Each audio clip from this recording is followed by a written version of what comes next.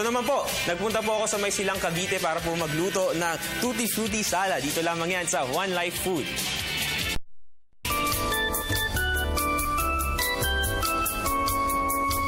Good morning mga boss! Nandito pa rin tayo sa Silang Cavite at syempre for the past 3 weeks nandito tayo, tagluluto tayo ng iba't ibang mga dishes. For this week, balita ko, okay na okay to para sa lahat ng mga nag-healthy living. Kaya muli kasama natin dito, live na lives dito sa kanilang restaurant. Walang iba, kundi si Chef Nina Del Rosario. Good morning! Good morning! Healthy living daw po ang ating lulutuin ngayon para sa lahat ng mga gusto maging healthy. Ano po ba yun?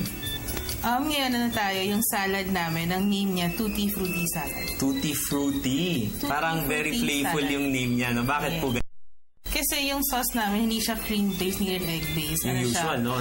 Usual. Ngayon na siya, citrus-based naman ako. Citrus-based. Okay, so pagkahalu-haluin yan, and then yun na yung magiging dressing. Sauce natin. Pineapple juice. Saka lang na natin siya. So kahit ano, yun yung sa mga canned na ano, pwede yan? Pwede yung pineapple juice, pineapple syrup, pili ka.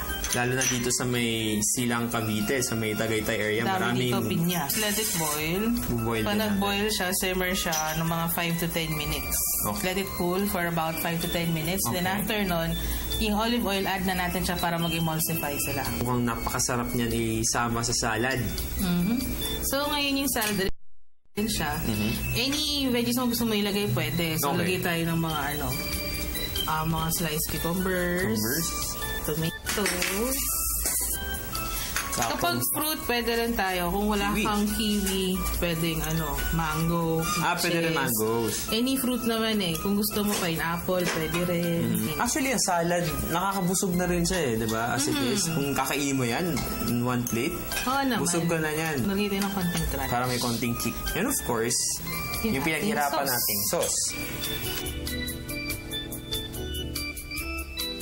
Okay, ito ng pinaka-inaantay natin. At syempre, para wag na natin patagalin na, tikiman time na tayo. Ayan, syempre, yung salad yung niluto, yung ginawa nyo kanina. Ito yung Tutti Frutti. Tutti Frutti salad. And then yung sisig meatloaf natin, pork siomai, and Venus veggie. Okay, pero I'll try this first, Chef. Okay? Minsan ang tawag namin sa garden namin, Hardin ni Maria. Ang sarap, Chef. Hardin ng aking nanay. Manamis-namis siya. So talagang punong-puno ng pagmamahal itong mga nakain namin dito for 1 whole month. Thank you so much. Natiyak na sobrang dami natutunan ng mga recipe mga boss natin na, of course, gaya nga na sinabi nyo, walang mga secret kasi bahala na sila kung anong style kasi mag-iiba rin naman yun sa taste. Anong restaurant naman puntahan kaya abangan niya next week. See you!